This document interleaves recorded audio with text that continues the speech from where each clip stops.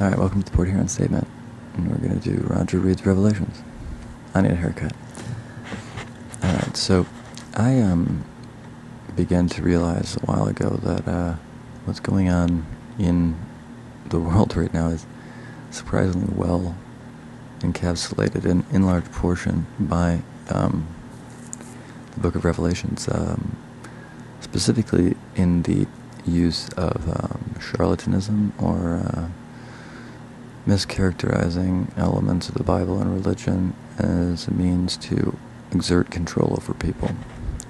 And so we're going to just dive into Revelations as a means to reflect on the warnings the Bible gives regarding, charlatanism, and kind of go over the Revelations thing and try and make it so it's not as easy to manipulate you with religion. So we're going to start with this, we're just going to read this little prologue here that they created. This is, it's a Catholic Bible. I forget what oh my gosh, what is it? Oh my gosh. New American, the New American Bible Revised Edition, the Catholic version, which just means that's additional, the couple books that they'll remove for a lot of Protestant versions, but I'm going to read their prologue, and then I'm going to read a couple chapters. We're going to break this up into nice little bits. But the whole point was to make so people actually read the shit. I don't know. We'll try and make it so that it's consumable, but also that it's not spoon-fed and continued to be exploited for misinformation about its own contents. Yes, because a lot of times what happens is people will take single sentences, right? And then they will utilize those sentences to create some type of aphorism or some type of rhyme or some form of rule and justify it with the quotation of the Bible, but completely out of context. And so essentially they're just creating these rules that serve them in their life and essentially function to oppress you through misinterpretation of the Bible itself. And also, there are also things that can be true while also have exceptions. Even the lessons in the Bible are not meant to be hard truths. There's context and exceptions to everything. And they're in this book. This book contradicts itself so many times. And that's part of the whole thing, is that you have to be able to accommodate exceptions while still acknowledging, the need for order, I guess you'd say. I don't know. I'm just going to read right now. I'll probably be inspired to say some stupid crap as I read. The Apocalypse, or Revelation of John, the last book of the Bible, is one of the most difficult to understand because it abounds in unfamiliar and extravagant symbolism, which at best appears unusual to the modern reader. Symbolic language, however, is one of the chief characteristics of apocalyptic literature, of which this book is an outstanding example. Such literature enjoyed a wide popularity in both Jewish and Christian circles from ca. 200 BC to AD 200. This book contains an account of visions in symbolic and allegorical language, borrowed extensively from the Old Testament, especially Ezekiel, Zechariah, and Daniel. Whether or not these visions were real experiences of the author or simply literary conventions employed by him as an open question. This much, however, is certain. Symbolic descriptions are not to be taken as literal descriptions, nor is the symbolism meant to be pictured realistically. One would find it difficult and repulsive to visualize a lamb with 7 horns and 7 eyes, yet Jesus Christ is described in precisely such words. The author used these images to suggest Christ's universal 7 power, horns, and knowledge eyes. That's an interpretation too, and that's what I'm saying. It's to even say that one is to imply that no other interpretation is correct, but that is not true. Other interpretations are most certainly correct. So just because that interpretation certainly applies doesn't mean that other interpretations don't. And that's another way, through omission and negation, using negation to say like, oh, that's not what that means this. Well, a lot of the times it can mean both, And so when people use negation as a means of curating this book for you, be very suspicious. Anyway, a significant feature of apocalyptic writing is the use of symbolic colors, metals, garments, and numbers. 4 signifies the world, 6 imperfection, 7 totality or perfection, 12 Israel's tribes or apostles, 1,000 immensity. Again, finally, the vindictive language in the book is also to be understood symbolically, not literally. The cries for vengeance on the lips of Christian martyrs that sound so harsh are in fact literary devices the author employed to evoke in the reader and hearer a feeling of horror for apostasy and rebellion that will be severely punished by God. Now again, it's ironic how they want you to interpret every other passage literally, but then they don't want you to interpret this book of the New Testament literally. So acknowledge that irony. I'm actually pleading for you to take it symbolically, because that's how it's all meant to be taken. It's all allegory. It's meant to be utilized as a means to help you live a better life generally, not specifically. Not in a moralistic way, in an ethical way, in a pragmatic way, in a way that's just respectful for other creatures, doesn't have to worship anything, whatever. Then we're getting into other elements of the Bible. We'll just stay on Revelations right now.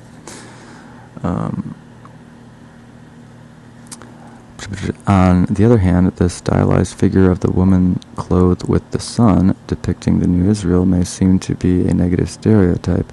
It is necessary to look beyond the literal meaning to see that these images mean to convey a sense of God's wrath at sin in the former case and trust in God's providential care over the church in the latter. I think that's also a pretty liberal interpretation, and I think that it would be good if people just started being more transparent about their interpretations, because their interpretations and any well-written literature has multiple different meanings baked in. So as soon as you offer this singular interpretation without the caveat that it is a singular interpretation, that other interpretations are not only likely available and likely correct, but should be encouraged, is intentionally creating, a myopathy, a singular vision, a failure in the teacher to inspire in the student the full breadth of the work. Because the work really, the most pure work, is the universe itself. Because this we know, obviously, has been interpreted. Even in this Catholic Bible, it says the writer, the writer, the writer. And so, people wrote this down and had to rewrite it over and over again. This is not a direct anything to the original inspired texts. And the historicity of this book, I encourage you to learn about it, because a lot more of it's knowable than people will pretend. So anyway, where was I going with this? Oh man, I don't really remember, actually. I'm sorry. Maybe it's just important to realize that there is not a singular interpretation for most of these. There may be examples where a singular interpretation is appropriate and maybe even enforceable, but generally you need to be encouraged to find your own interpretations. A lot of the times they will be correct. If they're applicable, they're likely correct. That should be... I don't know, I shouldn't even say that, because I feel like you don't want to just say that anything, but at the same time, there is an intentional openness to what can be interpreted, and that's not a failure. That's a feature. That's a positive. And so the more you're able to draw from it, the more it's going to activate your ethical coherence and your imagination. And that's the best thing that this book can do. That's what it's meant to do.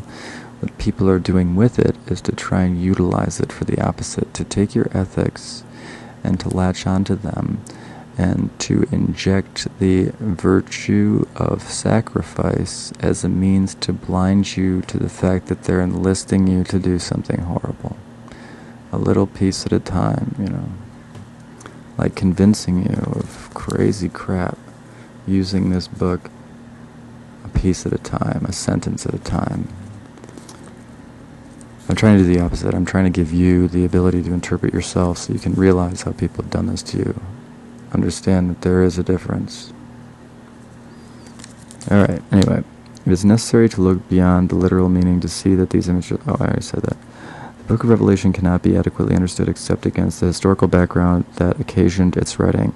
Like Daniel and other apocalypses, it was composed as resistance literature to meet a crisis. It's interesting how they're willing to make Revelations into a pragmatic work of fiction when they...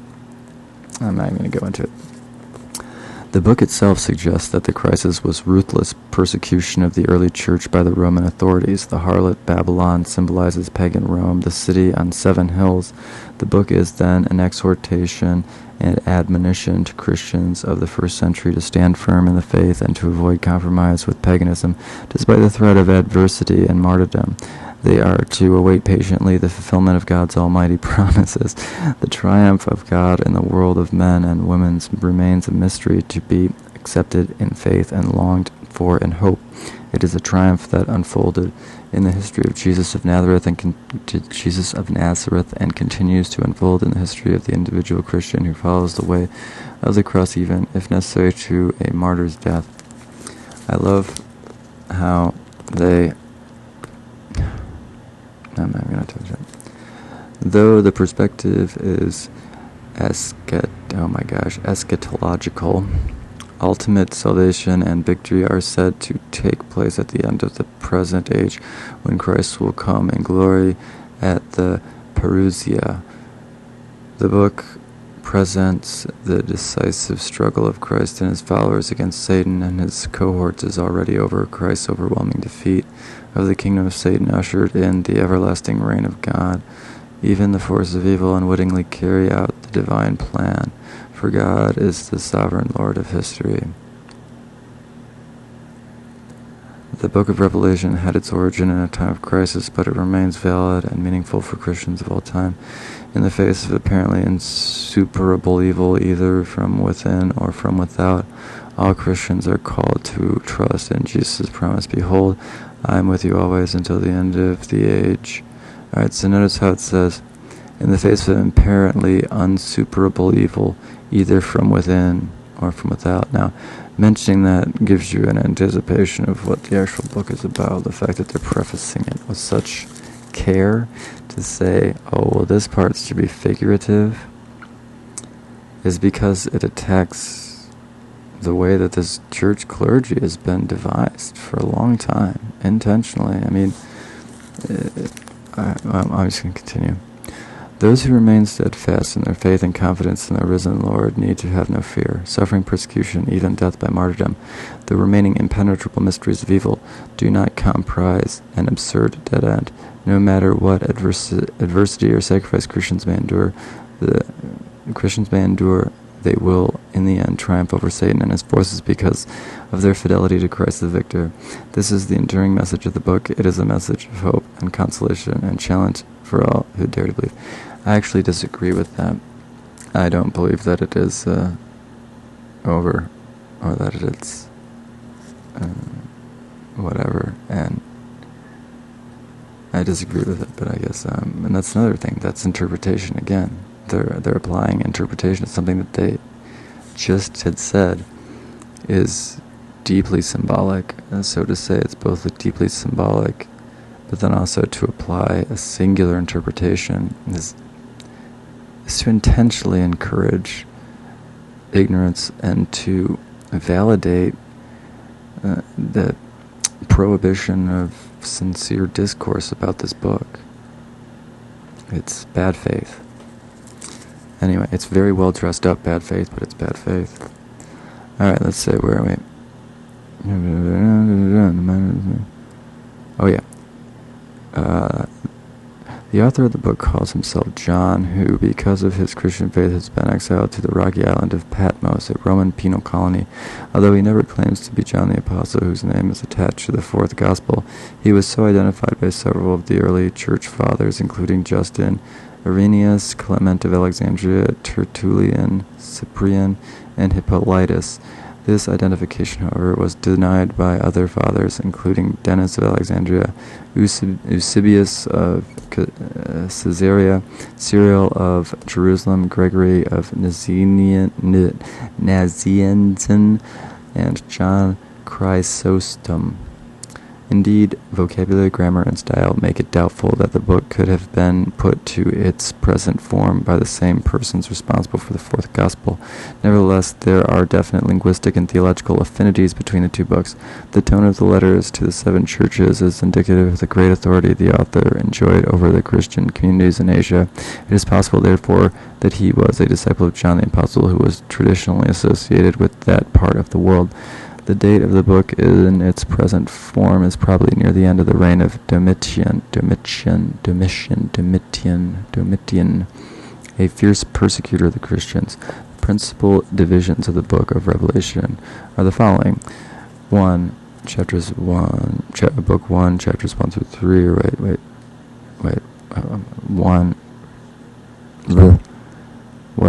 prologue. 2, letters to the churches of Asia. 3, God and the Lamb in heaven. 4, the 7 seals, trumpets, and the plagues with interludes. 5, the punishment of Babylon and the destruction of pagan nations. 6, the new creation. 7, epilogue. So it looks like there's 22 chapters of this book.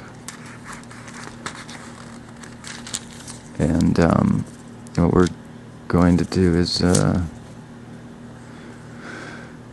prologue, the book of Revelations. This is the English translation. Again, the New American Bible Revised Edition.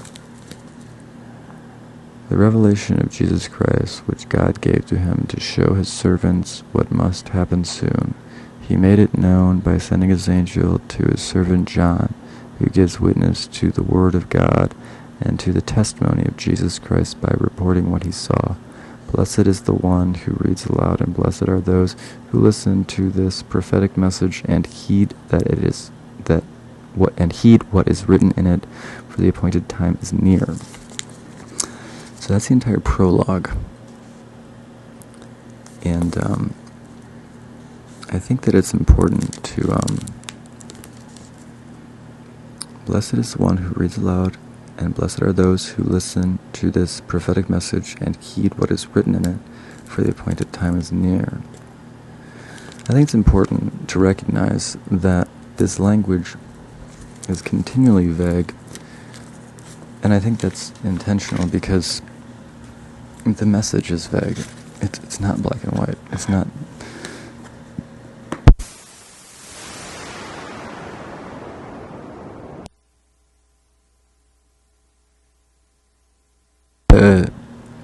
It's not directions. It's perspectives. Mostly. It's insight. There are,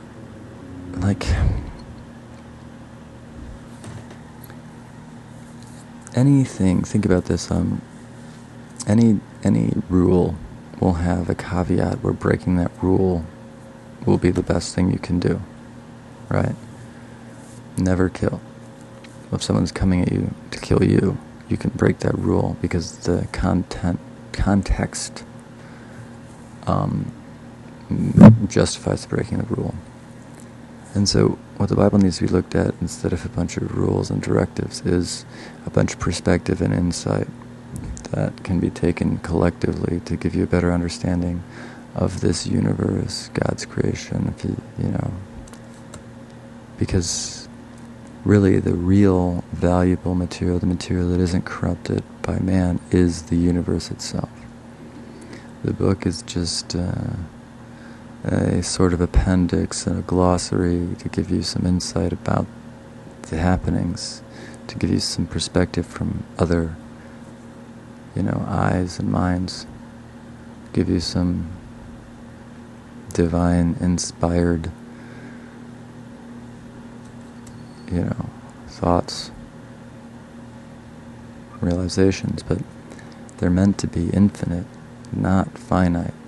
When someone gives you an interpretation of one of these chapters or something, that can never be the extent of it. I mean, if it's divine, then it must be infinite. Because it would be continually germane for an infinite amount of time in the future. Not to say that there are an infinite number of different interpretations, in the sense that even though there are a lot of interpretations, a lot of different things you can make this book say, at the same time, there are things that you really can't unless you're defining the spirit of it.